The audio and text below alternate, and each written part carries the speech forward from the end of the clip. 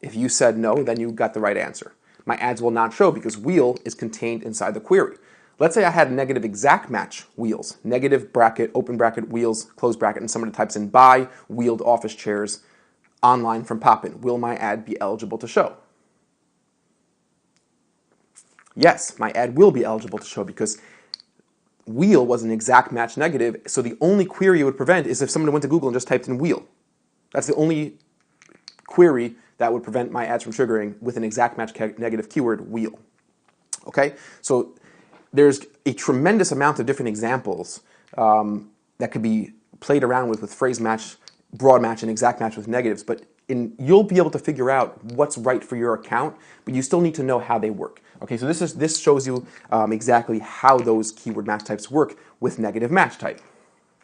Okay, now we want to talk about sources for keyword research because every business is different.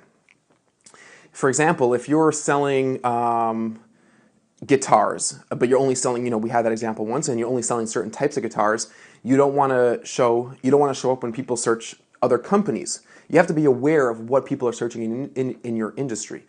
Sometimes people have keywords that are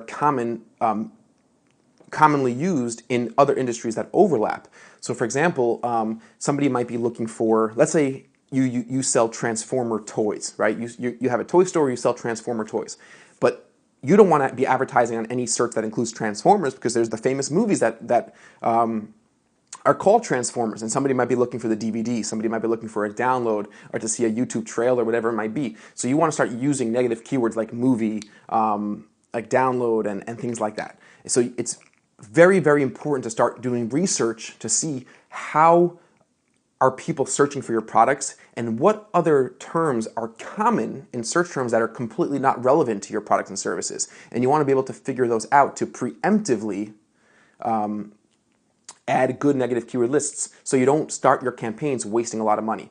So there's a few different tools and resources that are very, very powerful for you to use. Okay, the most important tool that you're going to use on an ongoing basis is the search terms report. Okay, it's a report that's run in your AdWords account. We've mentioned this in these videos, but we haven't gotten to it yet. It's going to have its own video coming up soon, so I'm not going to spend so much time talking about that right here. But the search terms report is the most important tool that's going to give you constant data. The next free source of research is the Google dropdown. We've also looked at this in one of the earlier videos where you go to Google and you literally start typing for your product or service. And you'll see what the drop-down menu looks like. You'll see how is Google suggesting that you finish that search, and you might find some very good ideas. Like we found teens and kids and Amazon. We found some very good ideas just from the Google drop-down, and we were able to create some negative keyword campaign level, ad group level, and negative keyword lists just from getting ideas from the Google drop-down menu. The other great free resource is Google-related searches. It's another thing that we took a look at earlier in this course. At the bottom of the Google search page, and we'll see that in the next video, there are related searches. Those will also be very good. Those related search terms will give you some very, very good ideas on using negative keywords, on implementing some good negative keywords. You also want to check out something called Soovle.com, S-O-O-V-L-E. S-O-O-V as in Victor, L-E, Soovle.com. It's an excellent free resource that you just start typing in any search query, and it completes the query with suggestions from around different search engines on the internet. You could also get great ideas. Another fantastic free resource is ubersuggest.org. Ubersuggest.org is similar to Soovle. It completes queries. It gives you suggestions for excellent queries that are going to help you.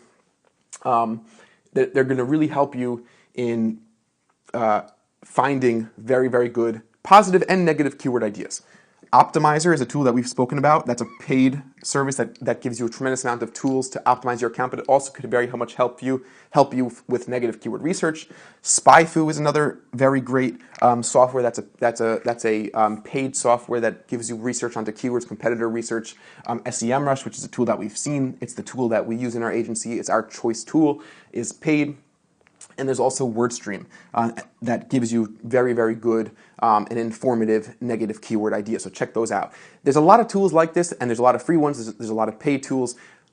Just do some research. These are the tools that I use and our account managers use on a daily basis to help over 150 of our clients. So you'll have a lot of good fundamental places to start from just from this resource library, and feel free to use your own tools to find new tools. Leave them in the descriptions and the discussion below in the forum.